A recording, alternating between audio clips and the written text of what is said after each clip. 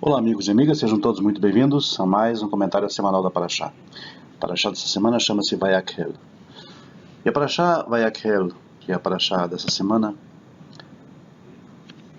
nela Moisés fala a toda a congregação de Israel, toda a nação de Israel, e dá a eles instruções detalhadas para a construção daquilo que nós conhecemos como Mishkan, o tabernáculo móvel, ou a tenda móvel, o santuário móvel de Israel no deserto.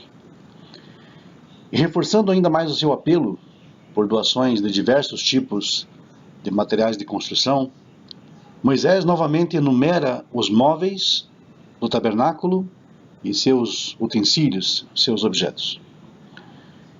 O grande Nehama Leibovitz enfatiza a generosidade do povo judeu ao fornecer materiais para aquela construção, observando que o verbo hebraico lehavi, que é o verbo trazer, é repetido 9 vezes, apenas no capítulo 35 de Shemot. Os israelitas foram tão generosos, de fato, que os artesãos informaram a Moisés que já havia mais do que o suficiente, tendo em vista que o povo tinha trazido muitas coisas. Moisés passa então a proclamar por todo o arraial, por todo o acampamento dos judeus, em Êxodo 36, verso 6, dizendo o seguinte: Ish veisha al ya'asu od melacha mitrumat hakodesh, que nenhum homem ou mulher continue fazendo a obra da oferta do santuário. Ou seja, com isso Moisés ordena que as pessoas parem com as doações. E pela primeira e provavelmente a última vez na história judaica, um apelo foi feito para que o povo judeu parasse de fazer algo. No entanto, nem todos ficaram impressionados com a generosidade das pessoas naquele tempo. Um sábio do Talmud, citado por Nehama Leibovitz, o rabino Yehuda ben Pazi, o Talmud Yerushalmi, tratado Shekalim 1, verso 1, sustenta que as pessoas doaram de muito mais boa vontade para a confecção do bezerro de ouro do que para o tabernáculo. E expressando o seu espanto, ele gritou: podemos ler esses versos e não tremer?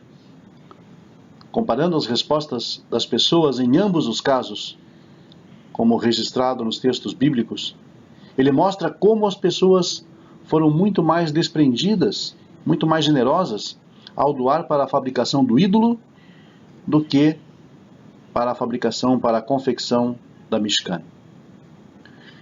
Com relação ao tabernáculo, a Torá registra em Êxodo 35, 22, que todas as pessoas com o coração disposto trouxeram dádivas.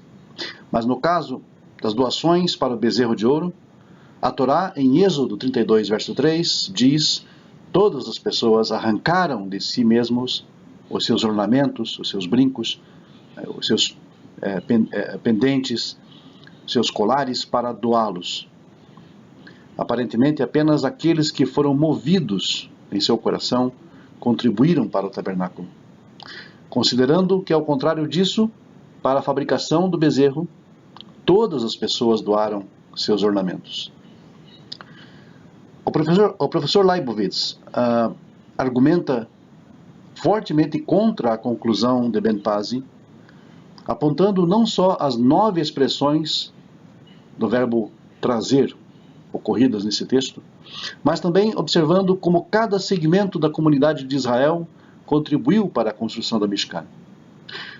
Todo homem cujo coração o moveu e todo aquele cujo espírito voluntariamente se animou, diz Êxodo 35, 11, cada coração disposto, Êxodo 35, 22, cada mulher sábia de coração, 35, 25, cada homem ou mulher cujo coração se moveu, 35, 29, isso demonstra que todos os setores da comunidade de Israel foram tocados por aquele pedido, para a doação para o santuário. Além disso, o professor Leibovitz conclui que a expressão arrancaram, como usada no texto em que fala que eles arrancaram seus ornamentos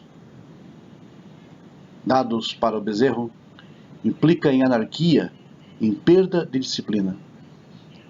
O que fez com que todas as pessoas participassem com as doações para a fabricação do bezerro foi, na verdade, uma natureza libertina daquelas circunstâncias.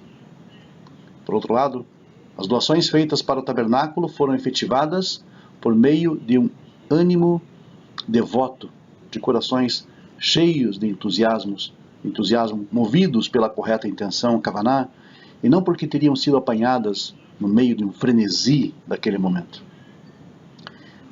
A doação, em resumo, a doação para o bezerro foi no momento de frenesi, no momento de anarquia do povo, no momento de excitação, em que todos arrancaram os seus pendentes, as suas posses das suas orelhas, e entregaram, então, para a construção, a confecção do bezerro, devido ao ambiente em que estavam inseridos, tomado por excitação, tomado por um frenesi, tomados por uma anarquia. Porém, no caso do santuário, todos estavam muito conscientes, todos estavam usando a razão e os seus corações se moveram com devoção e entregaram voluntariamente e ordenadamente as suas posses, ou que tinham, para então que o santuário fosse edificado, fosse construído.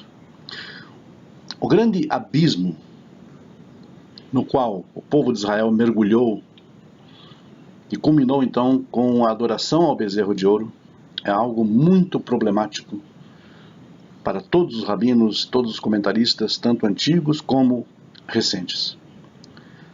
Como poderiam os filhos de Israel, que haviam testemunhado as 10 pragas no Egito, a divisão de Yam Suf, a revelação de Deus no Sinai, terem capacidade para pecar por meio daquele ídolo nefasto?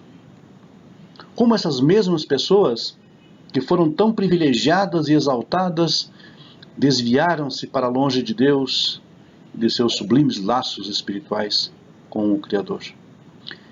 Em resposta, o professor Nehama Leibovitz cita um midrash fascinante, que versa sobre a seção do livro do Êxodo que trata das cortinas do tabernáculo. Esse texto diz assim: e tu deverás fazer cortinas de lã de cabras. E sobre essa exata porção, sobre essa exata parte, nós lemos no Midrash, a partir de uma citação de Cântico dos Cânticos, Shir Hashirim 1:5, a passagem onde Shulamit é aparentemente criticada por ser morena, de pele obscurecida pelo sol. Ao que isso pode ser comparado, pergunta o Midrash, a uma jovem cujo pai era um rei e que tinha se comportado mal na casa do seu pai. Ordenou então o rei: enviem-na para recolher espigas atrás dos ceifeiros. Então os seus servos assim fizeram, e o rosto da menina tornou-se escuro pelo sol. Depois, seu pai realizou uma investigação criteriosa e descobriu que não era ela que tinha se comportado mal, mas sim uma das suas servas. Ele prontamente fez as pazes com a sua filha e a restabeleceu com maior favor do que anteriormente. E as esposas dos nobres vieram visitar a princesa e começaram a zombar dela ao ver seu rosto escuro. E então ela disse a essas nobres: por que estão olhando para mim?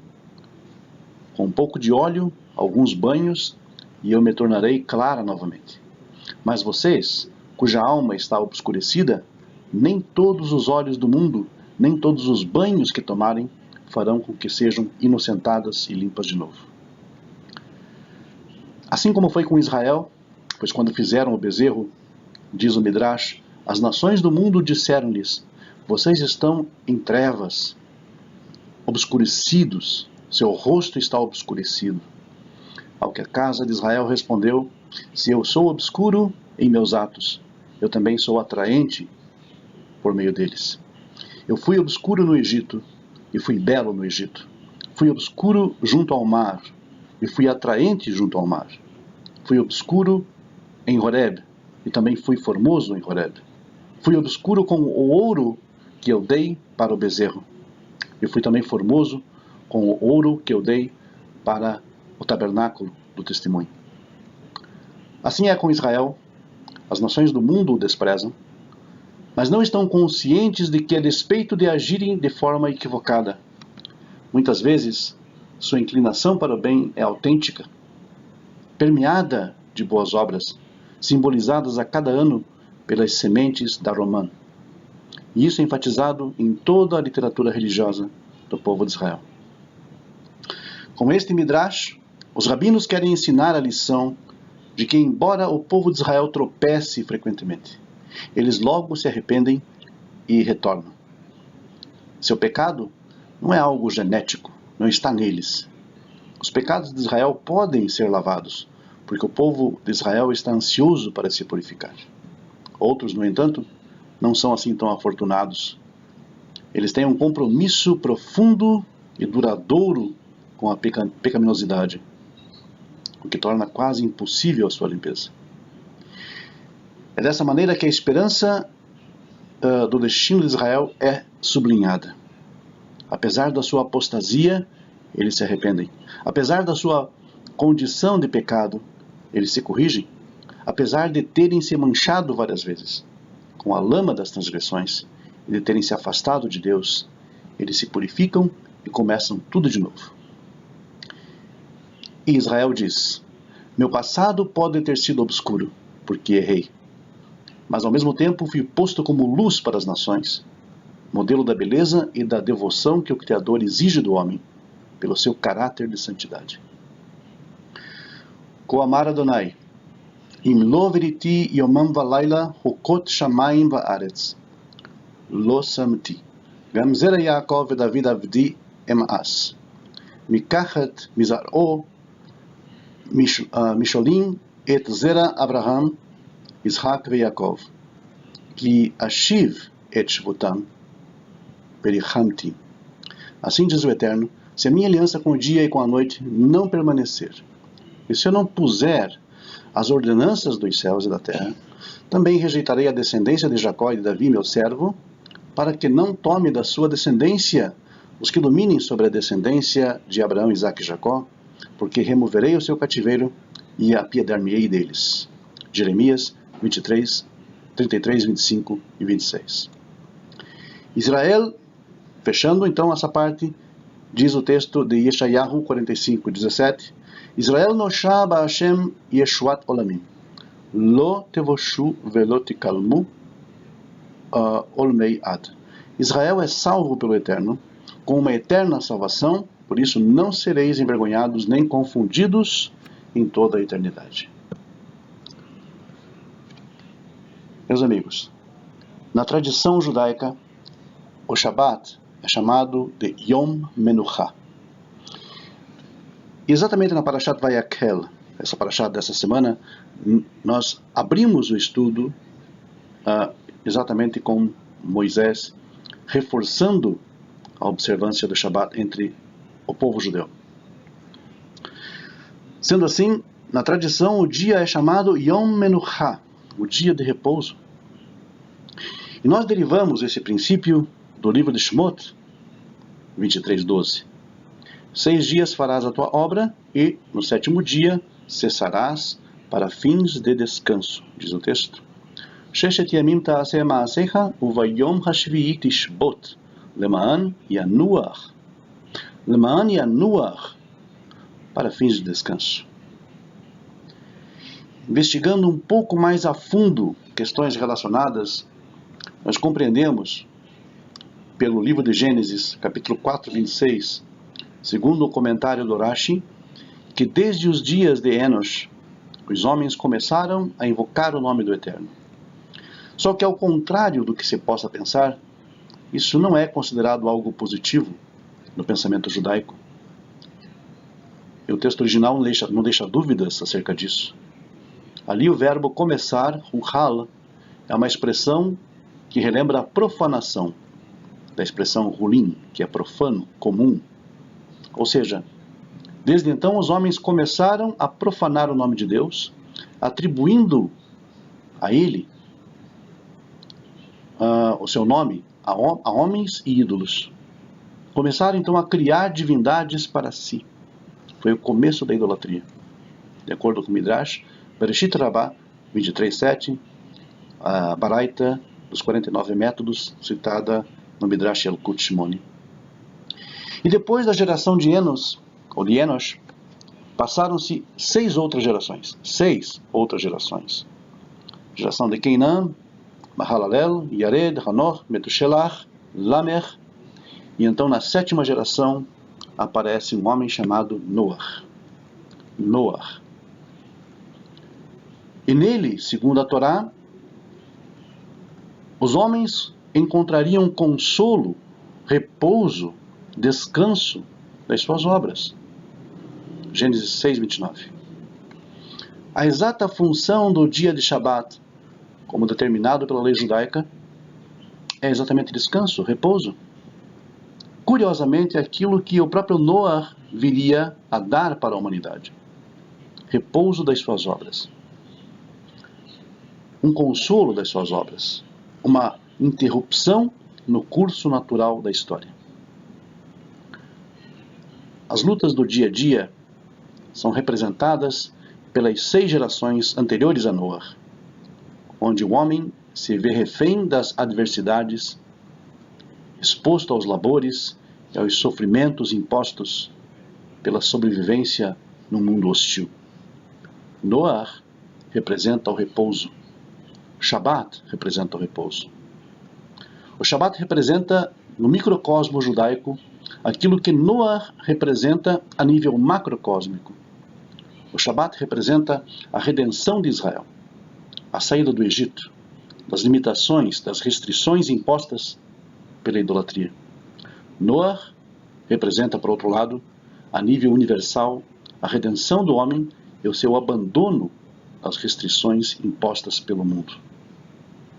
Noah tem a mesma raiz da ideia de Menuchá, que é exatamente um título para o dia de Shabat. Assim, embora antecipadamente, feliz dia de Noah para o mundo todo e Shabbat Shalom, já antecipado para todos da casa de Israel.